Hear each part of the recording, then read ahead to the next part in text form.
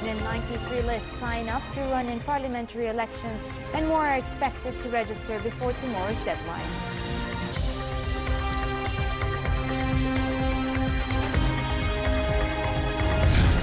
Russian bombers based at an Iranian airbase carry out another wave of strikes on Daesh targets inside Syria.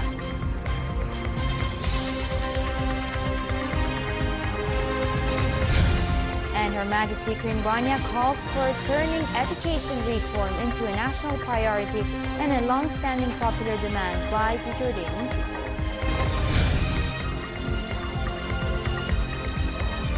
Good evening and welcome to a new edition of the news. Prospective candidates running in the upcoming parliamentary elections continue to register at offices designated throughout the kingdom. Registration of the lists will remain open until the end of the working day tomorrow, the last day of the three-day period set by the Independent Elections Committee. Head of the Commission, Khalal, said 46 lists registered today, bringing the total number of registered lists to 193. Up to 147 lists registered yesterday, the first day of registration. The Electoral Commission said a total of 783 nominees will be running for seats in the new lower house.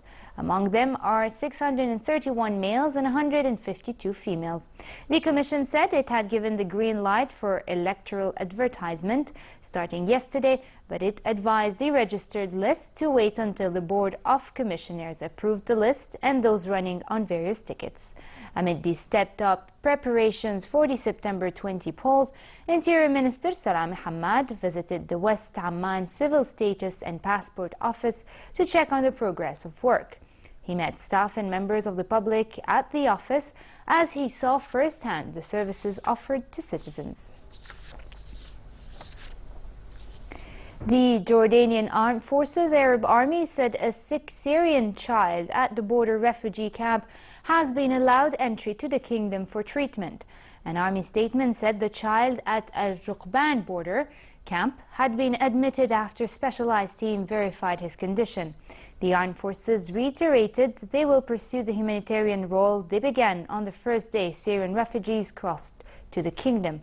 The armed forces earlier dismissed media reports they had denied the child crossing for treatment in Jordan. Russian bombers based at Iran's Hamadan airbase carried out another wave of strikes on Daesh targets inside Syria for a second day. Russia's foreign minister dismissed Washington's criticism for using the Iranian bases, which comes amid intense airstrikes in northern Syria. This report has more. For the second day in a row, Russia used an Iranian airbase to launch airstrikes in Syria. It rejected U.S. suggestions its cooperation with Tehran might violate a UN resolution.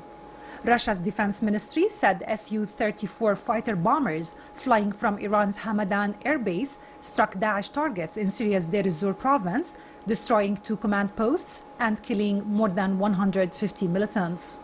Russian Foreign Minister Sergei Lavrov dismissed U.S. protests that Russia violated the UN resolution.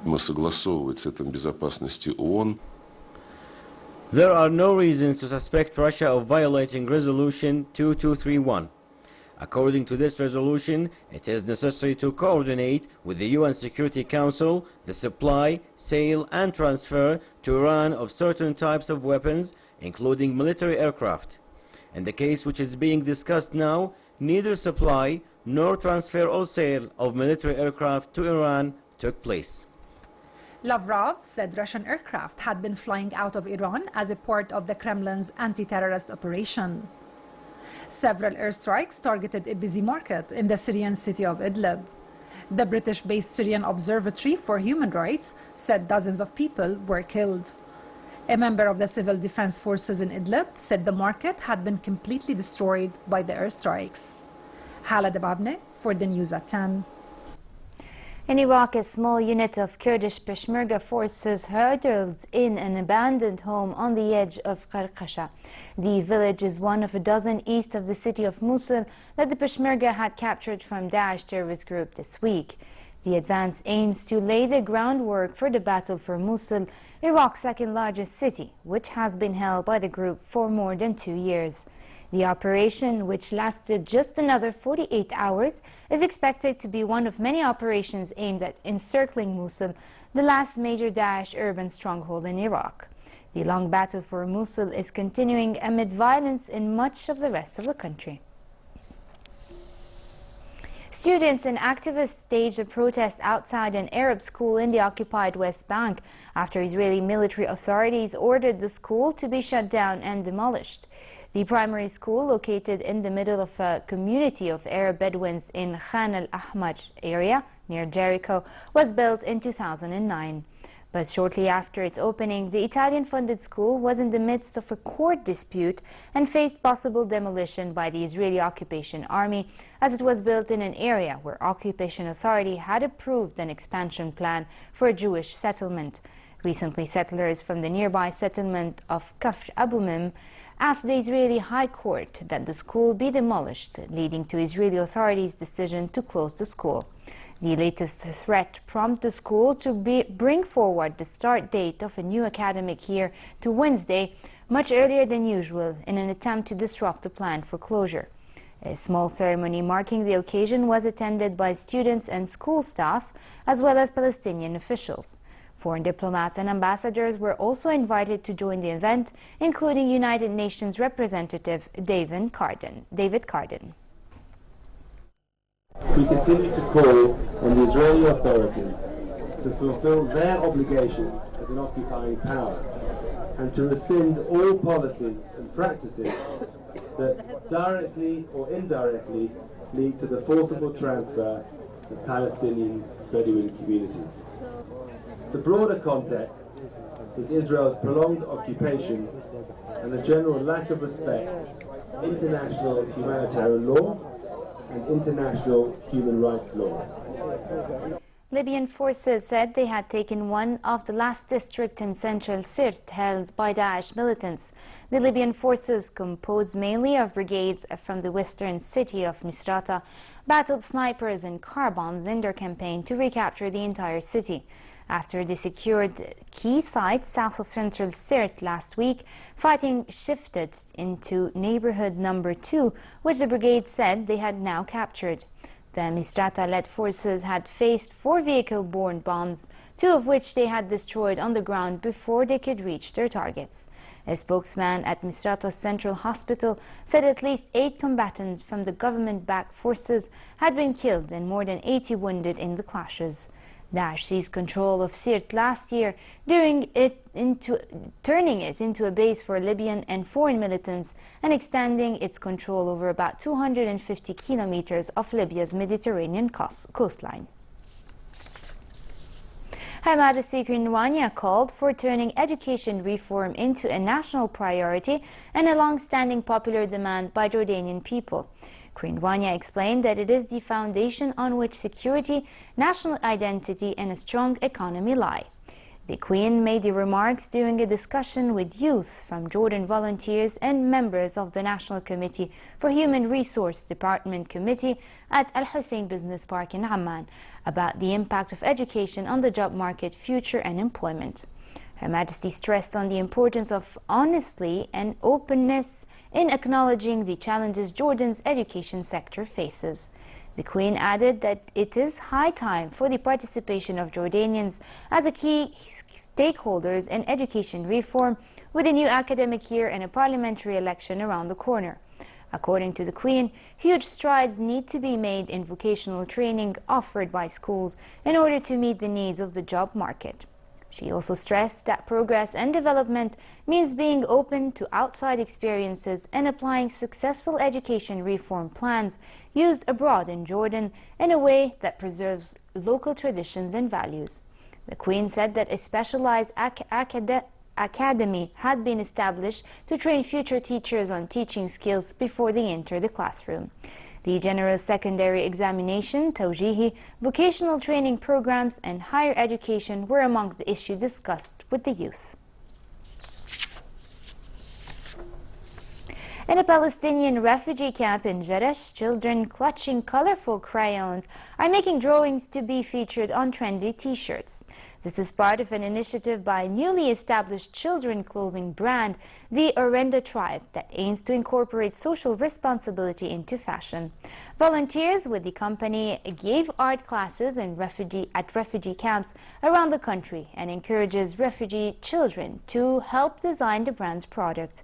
A percentage of the profit made by the clothing brand goes towards helping develop the communities from which the artworks are created. Founder of the company, Zaid Souqi, who quit his job as a general manager of the logistic company to found the Orenda Tribe, firmly believes when lucrative companies have a responsibility to give back to communities. He said the initiative had several goals. One being the development of art in underprivileged areas and in refugee camps where art is marginalized. We also want to connect communities with each other, those living inside the camps with those living outside, in order for them to work hand in hand. In this day and age, when wars and poverty are rampant, we all have to stand together and to support each other. Authorities in Southern California ordered the evacuation of 82,000 people after a wildfire broke out in a mountain pass to rapidly engulf 15,000 acres of terrain. Officials said about 700 firefighters were battling to control the blaze in an area called the Cajon Pass. 2 firefighters were trapped by flames in the effort to evacuate residents and defend homes, but managed to escape with only minor injuries. The inferno prompted orders for residents of the community of Wrightwood, about 120 kilometers east of Los Angeles, to leave their homes. In all, about 82,000 people were ordered to flee as flames destroyed an unknown number of houses.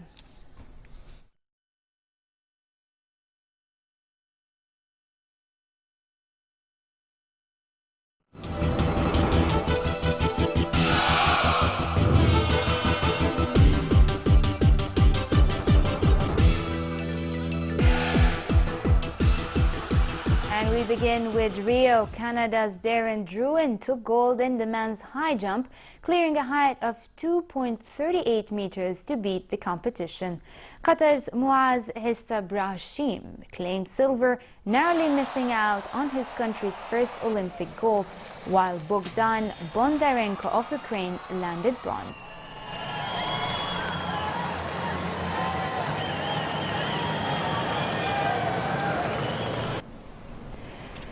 Big-hitting John Isner and fellow American Steve Johnson did not allow long periods of rain, drizzle and mist to derail their advance at the weather-hit Western and Southern Open in Cincinnati. Isner powered his way past Italian Fabio Fognini 6-3, 6-2, while the bearded Johnson, fresh off his Rio Olympic bronze in the doubles, defeated Argentine left-hander Federico Del Bonis 6-4, 7-5 to reach the second round of the Masters 1000 event. And finally, pleasant across the kingdom for tonight and moderate in general across the regions. Tomorrow, a slight rise in temperature is expected, creating normal summer conditions in Amman and the hilly areas, but it will remain hot in the Dead Sea and the Jordan Valley. Winds will be northwesterly moderate, picking up at times. The Gulf of Aqaba can expect temperatures in the high 30s tomorrow, with northerly moderate winds and slightly choppy seas. Next are the lows and highs for tonight and tomorrow.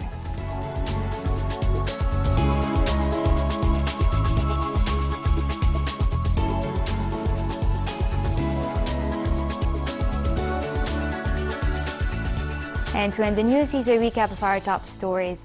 Up to 193 lists sign up to run in parliamentary elections, and more are expected to register before tomorrow's deadline.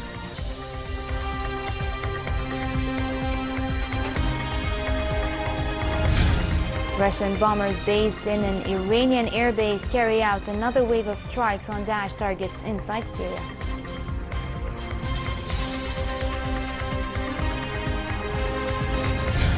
And Her Majesty Queen Rania calls for turning education reform into a national priority and a long-standing popular demand by the Jordanian people. And with this we come to an end. I'm Farah Ajlouni. Thank you for watching and have a good night.